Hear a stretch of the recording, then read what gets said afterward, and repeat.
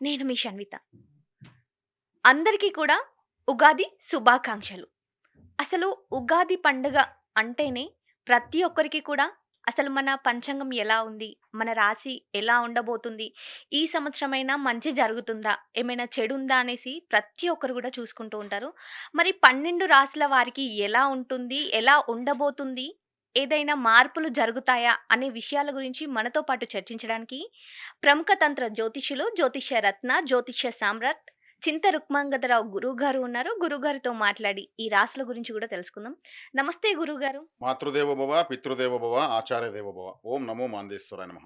అందరూ బాగుండాలి. అందరికీ మంచి జరగాలి. ఉగాది శుభాకాంక్షలు గురువుగారు.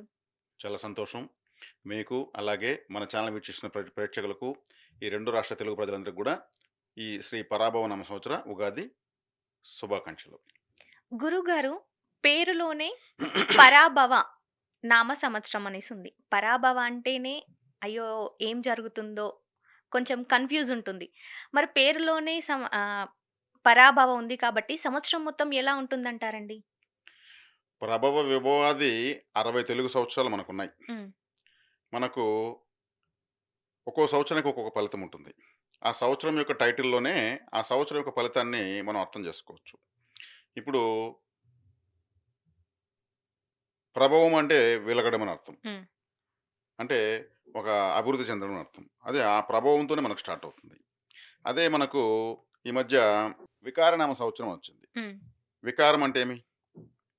వికారం అంటే వికారించుకోవడం, మానసికంగా మానసికంగా ఇబ్బంది పడడం అని ఇబ్బంది అర్థం. పడడం. అప్పుడే కరోనా వచ్చింది. హ్మ్. ఆ ప్లవనామ సంవత్సరం వచ్చింది. హ్మ్. ప్లవం అంటే ఏమి? కోతి. ఓకే. సెకండ్ వేవ్ వచ్చింది అప్పుడు. హ్మ్. ఈ సెకండ్ వేవ్ వచ్చినప్పుడు ఏమైంది? ఇలా పడి ఇలా కోతిలాగా ఎగిరింది అది. అవునవునండి. ఈ సెకండ్ వేవ్ ఫస్ట్ వేవ్ కన్నా ఎక్కువ తీవ్రమైంది. హ్మ్. అంటే ప్లవనామ సంవత్సరము ఆ ప్రపంచము కోతిలాగా గంతులు వేసింది అని మనం అనుకోవచ్చు. హ్మ్. అంటే ఆ సంవత్సరం అలా జరిగింది అలా ప్రపంచంలో. జరిగింది గాబట్టి. వికారణం సంవత్సరం వైరస్ పుట్టింది. హ్మ్. ఇదేంద్ర బాబు అని అందరూ మాస్క్ ఏసుకున్నారు ప్రపంచమే. అవునండి. ఇప్పుడు అట్లా తీసుకుంటే మనకు క్రోధనామ సంవత్సరం అనండి. హ్మ్. క్రోధం అంటే కోపము. హ్మ్. అందరికీ ఎవరికి ముఖ్యంగా దేశాధ్యక్షులకు సహనం కోల్పోతారు. అవునండి. అంటే దేశాధ్యక్షులు ఓపికగా ఉండాలి. హ్మ్. ప్రపంచ శ్రేయస్సు దృష్టిలో పెట్టుకొని. ఆ సంవత్సరం అందరికి ఉద్రేకాలకు ఎక్కువ లోనైపోతారు. ఇది పరాభవనామ సంవత్సరం. పరాభవం అంటే పరాజయము అని, అపజయము అని అర్థం. హ్మ్. మనం చూసుకుంటే ఈ పరాభవనామ సంవత్సరం ప్రారంభం కాకముందే ప్రపంచము అతలాకుతలమవుతా ఉంది. నువ్వా నేనా అన్నట్టు యుద్ధాలు ఎక్కువైపోయినాయి. అవునండి. ఈ సంవత్సరం ఆంగ్ల సంవత్సరం మొదటి జనవరి మొదటి వారంలోనే హ్మ్. వెనుజులా అధ్యక్షుడు మదురో అనేటువంటి ఒక దేశాధ్యక్షుడినే కిడ్నాప్ చేసి వెళ్ళిపోయారు. హ్మ్. ఒక దేశాధ్యక్షుడిని ఇంకొక దేశాధ్యక్షుడు వచ్చి ఎత్తుకెళ్ళిపోయాడు. అందరూ చూస్తుండగా పట్టపగలు ఎత్తుకెళ్ళిపోయాడు. అవునండి. అదే ఫిబ్రవరి మాసం ఆంగ్ల సంవత్సరం వచ్చేకాడికి ముగిసేటప్పుడే ఇంకొక దేశాధ్యక్షుడిని చంపేశారు. హ్మ్.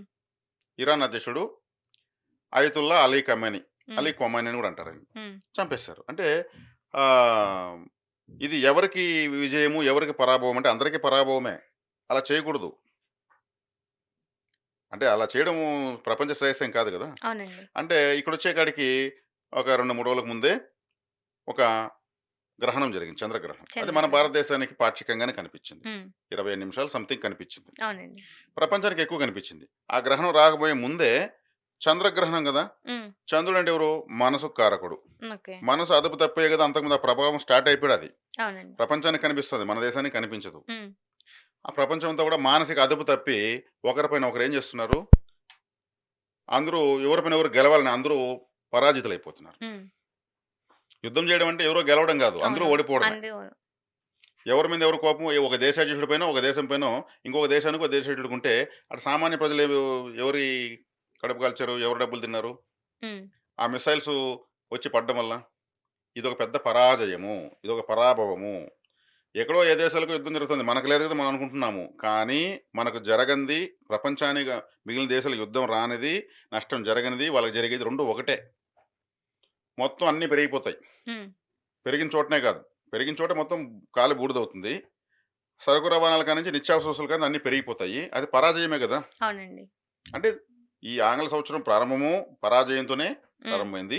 ఉగాది వచ్చేకాడికి అది పరాకాష్ఠకు చేరుకుంది. అంటే ఈ సంవత్సరము మరి ఎందుకు ఇలా వస్తా ఉంది అన్నప్పుడు ప్రకృతి నిర్ణయాలు ఇవంతా.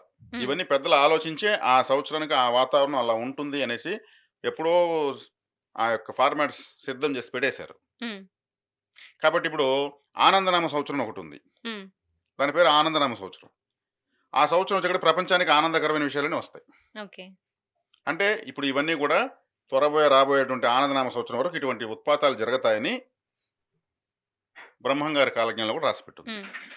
అది ప్రపంచానికి ఒక ఐక్యత, సమిష్టిగా కొత్త జనరేషన్స్ రావడము, కొత్త టెక్నాలజీస్ రావడము, ఇప్పుడున్నటువంటి ఈ యొక్క ప్రపంచ ఐక్యతలో ఉన్నటువంటి లోపాలని సరిదిద్దుకొని ఒక దశానిర్దేశకం, ఒక మార్గసూచిగా అంటే ఐక్యరాజ్య సమితి లాంటి ఇంకొక సరికొత్తమైనటువంటి ఒక సంస్థ నిర్మాణం కావడము, హ్మ్. దానికి ప్రపంచాన్ని సరిసమానంగా చూడగలిగే ఒక నాయకత్వాన్ని ఏర్పాటు కావడము, ఓకే. ఇంత ఆనందదాయకమైన విషయాలని ఆ సంవత్సరం జరుగుతాయి. అప్పటి వరకు క్రమశిక్షణ తప్పివేసి ఈ సంవత్సర ప్రభావాలు అన్నీ కూడా ప్రపంచమైన ప్రకృతిలో మార్పులు జరుగుతూ ఉంటాయి. ఓకే. ఇది పరాభవనం సంవత్సరం అనేది మనము ఆంగ్ల సంవత్సరం జనవరిని చూసుకున్నా, హ్మ్. ఇప్పుడు మనకు ఉగాది వచ్చేలోపు చూసుకున్నా గానీ, పరాజయాలనేవి ప్రారంభమైపోయినాయి. మధ్యలో వచ్చే గ్రహణ ప్రభావాలు గూడా ఈ పరాభవాలు, ఈ పరాజయాలు మరింత పిచ్చర్లేదానికి దోహదపడ్డాయి. ఓకే. ఇది ప్రకృతి సిద్ధాంతము, హ్మ్. కలి ప్రభావము ఇలా చెప్తే ఎన్నో చెప్పొచ్చు. ఓకే అండి. కాబట్టి ఈ సంవత్సరం అందరూ గూడా సహనంతో హ్మ్. ఉండాలి. ఆవేశాలకు పోకూడదు. ప్రెస్టేజ్‌లకు పోకూడదు. ఇప్పుడు అన్ని రాసుల వాళ్ళకు ఇది సూచన. ఓకే. ఇది సంవత్సరం పేరే పరాభవనామ సంవత్సరం. హ్మ్. ఇట్లాంటి పేరు పెట్టుకుంటారు అసలు. కానీ ఏకంగా ఒక ఎవరు సంవత్సరానికి ఉగాదిలో ఒక సంవత్సరానికే ఉంది. సంవత్సరానికే ఉంది. ఆ సంవత్సరం వచ్చేకాడికి ఎటువంటి విషయాలు జరుగుతున్నాయి? అవునండి.